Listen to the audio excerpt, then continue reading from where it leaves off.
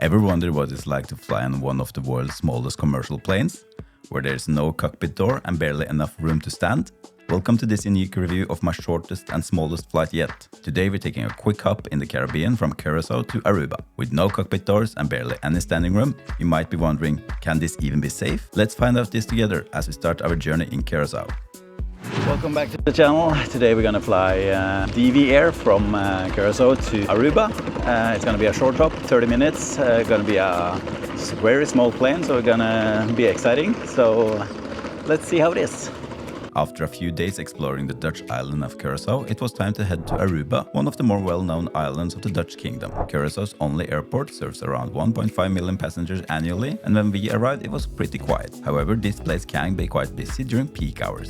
Div Div Air operates a small fleet here in the Caribbean. They have 3 de Havilland Canada DHE-6 twin otter planes, all serving the routes between Aruba, Bonaire and Curaçao. At the check-in area, Div Div just had one desk, but with no line, we got through quickly. The check-in went really great. Just gone through the e-gates for immigration, and yeah, so far so good. Now we're going through security. Actually, no queue here, so well, we'll see. With our green boarding passes in hand, we had about an hour to explore the airport, pick up some island merch, and get ready for boarding. After a quick scan, we were escorted down a bus that drove us out to the stand where the small planes awaited. And wow, these planes are tiny. Let's have, as always, a quick look of the seat map. The Twin Otter has a capacity of just 19 passengers and 2 pilots. There's obviously no first class here, just a 2-1 economy configuration with the best legroom in the back. It is free seating, so we snagged the seats 1 Bravo and Charlie right at the front. As you will see, you can't stand up fully inside, so this is a definitely duck and go kind of experience. Welcome on board.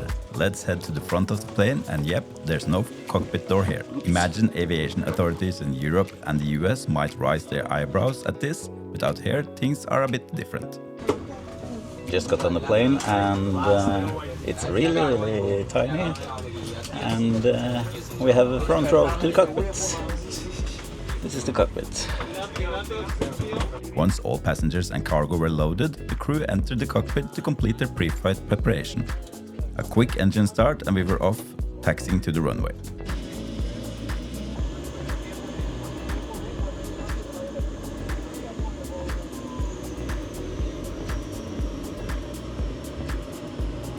With a light load, it took only about a quarter of the runway for us to lift off.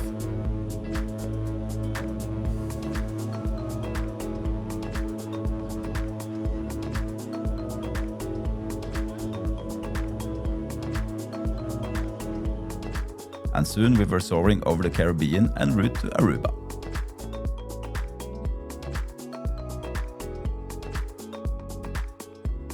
The view into the cockpit was mesmerizing, and I spent most of the flight watching the gauges and screen trying to make sense of everything. We cruised at an altitude of 6,000 feet, and before long the island of Aruba appeared in the distance. After just 25 minutes we began our descent into Oranjestad. The landing was something special.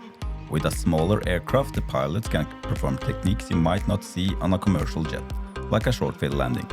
Touching down smoothly, we were safely on the ground in Aruba.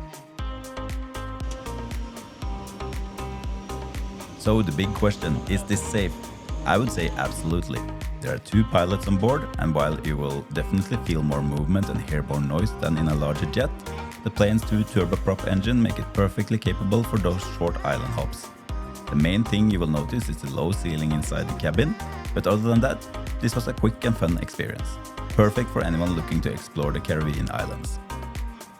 This was Div Div from Curaçao to Aruba, a really fun flight. The smallest plane I've been in a commercial aviation. You had to duck when you entered the cabin.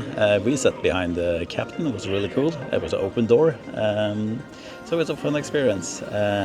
Now we're going to explore Aruba, so yeah, until next time, have a safe flight.